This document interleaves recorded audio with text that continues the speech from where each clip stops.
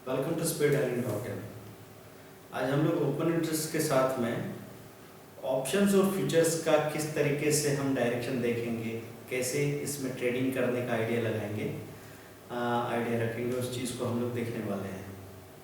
तो इसके कुछ खास रूल्स हैं जो आप दिमाग में रख सकते हैं कि ओपन इंटरेस्ट मीन्स बाइंग और सेलिंग का जो पोजीशन बना है उसको मिला के ओपन इंटरेस्ट काउंट होता है। और ये देखा जाता है कि जो ट्रेड हो रहे हैं वो किसी पोजीशन को क्लोज करने के लिए हो रहे हैं या फिर नए पोजीशन खड़े हो रहे हैं। अगर एक बाइंग की पोजीशन है उसको स्क्वायर अप करने के लिए एक सेलिंग की पोजीशन बनती है तो वहाँ स्क्वायर अप हो रही पोजीशन है। एक सेलिंग है उसको कवर करने के लिए बाइंग बनती है, वहाँ एक ओपन इंटरेस्ट बन रहा है। और नहीं तो कुछ अलग से आउट स्टैंडिंग पोजीशंस खड़ी होती है। तो इसमें पहला रूल ये है कि अगर OI बढ़ रहा है, ओपन इंटरेस्ट बढ़ रहा है, प्राइस भी बढ़ रही है, तो ऐसे ऑप्शंस में कॉल हो या पुट हो ट्रेंड कंटिन्यू कर सकता है। मतलब प्राइस बढ़ने के साथ में OI भी बढ़ना, ये एक बुलिश साइन है। तो ओपन इंटरेस्ट बढ़ रहा है तो वो चीज़ बढ़ेगी, ठीक है। इसके बाद में प्राइस डाउन आ रही है और ओपन इंटरेस्ट बढ़ रहा है तो यही ट्रेंड कंटिन्यू होगा। ये कॉल के केस में बात करें या पुट के केस में बात करें, अगर ओपन इंटरेस्ट बढ़ रहा है और प्राइस गिर रही है तो प्राइस गिरती चली जाएगी। फिर प्राइस बढ़ रही है लेकिन ओपन इंटरेस्ट नीचे जा रहा है। प्राइस के बढ़ते बढ़ते ओपन इंटरेस्ट अगर नीचे जाने लगता है तो इसका मतलब ये है कि जो मनी मेकर्स हैं, रियल मनी मेकर्स, उन्होंने प्रॉफिट बुकिंग शुरू कर ली है और अंदर ही अंदर बाजार में मंदी आने लगी है। जब उसका प्रेशर आएगा तो पीछे पब्लिक भी बेचकर भागेगी। तो ये बीरिश मूव है, ये बीरिश सिग्नल को बताता है कि कोई भी चीज़ की प्राइस बढ़ रही है लेकिन अगर ओपन इंटरेस्ट उसमें से कम होने लगा है तो आपको वहाँ प्रॉफिट बुक कर लेना चाहिए। फिर प्राइस डाउन ट्रेड में है और OI फॉल कर रहा है, ओपन इंटरेस्ट नीचे जा रहा है। ध्यान देना है इस चीज़ को, प्राइस नीचे जा रही है, OI भी नीचे जा रहा है, तो ये एक बुलिश सिग्नल बन सकता है कि रिवर्सल होने वाला है।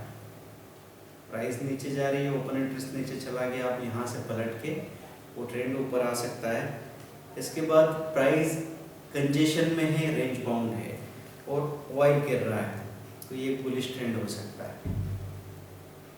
प्राइस रेंज बाउंड है और OI गिर रहा है, नीचे जा रहा है, तो OI के नीचे जाने में क्या चीज़ हो रही है कि पब्लिक वहाँ पे जो रेंज बन रही है उसमें इकट्ठा करती जा रही है चीज़ों को, पोजीशन इकट्ठा करती जा रही है। जो स्मार्ट मनी है वो प्रॉफिट बुक करते चले जा रहे हैं, OI नीचे जा रहा है। तो हमेशा जो स्मार्ट मनी है वो ज़्यादा होती है, तो ये OI नीचे जाने की वजह से ये एक बुलिश ट्रेंड होगा। प्राइस कंजेशन में है और OI नीचे जा रहा है, प्राइस रेंज बाउंड है और OI नीचे जा रहा है, तो ये एक बुलिश सिग्नल हो सकता है। पब्लिक बाहर जा रही है और पोजीशन बना रही है स्मार्ट मनी, ये चीज़ हो सकती है। इसके बाद price in congestion, price range bound है और OI राइजिंग है, ओपन इंटरेस्ट बढ़ता चला जा रहा है। इसका मतलब क्या हुआ कि इस कंजेशन में बाकी जो पब्लिक है वो अक्यूमुलेट कर रही है और स्मार्ट मनी डिस्ट्रीब्यूट कर रहा है, तो ये एक बेरिश सिग्नल हो जाएगा कि अगर बहुत ज़्यादा लोग वहाँ पे बाइंग में बैठ गए, स्मार्ट मनी बेच के और सारा पैसा अपनी तरफ खींच लेगी। तो ये सिग्नल्स हैं, ये सिग्नल्स अब ये सारा हमने आपको बता दिया। अब इसको प्रैक्टिकली आपको देखना है। इसके लिए हम आपको आपके लेसन में कुछ खास वेबसाइट्स के लिंक भेजने वाले हैं जहाँ से आपको पूरा स्क्रीनर मिलता है कि कौन से ऐसे स्टॉक ऑप्शंस हैं जिसमें ओआई के साथ प्राइस बढ़ रही है, ओआई के साथ प्राइस गिर रही है। कौन से ऐसे इंडेक्स ऑप्शन है निफ्टी या बैंक निफ्टी के जिनमें ओआई के साथ प्राइस बढ़ रही है, ओआई के साथ प्राइस गिर रही है, और कौन से ऐसे स्टॉक फ्यूचर या इंडेक्स फ्यूचर है, तो उनको आप लोगों को डे टू डे नोट करना है, ऑब्जर्व करना है कि ये जो इंटरप्रिटेशन है हमारा, ये हमको कितनी मदद कर रहा है चीज़ों को चुनने के लिए, उनमें काम करने के लिए। क्योंकि अभी आपने जिस तरह का दौर देखा है पीछे, तो बड़ी तेज़ी से पहले गिरावट हुई थी और उतनी ही तेज़ी से, बल्कि उससे कई गुना ज़्यादा तेज़ी से रिकवरी आई है।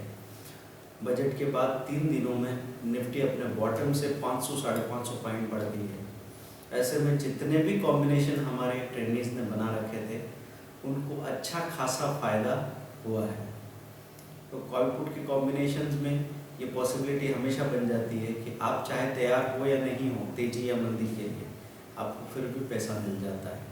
तो अपने पैसों को सेफ रखते हुए एक अनएक्सपेक्टेड प्रॉफिट के आने से आप सरप्राइज तो हैं, पर वो सरप्राइज एक हैप्पी सरप्राइज है। Thank you very much, bye.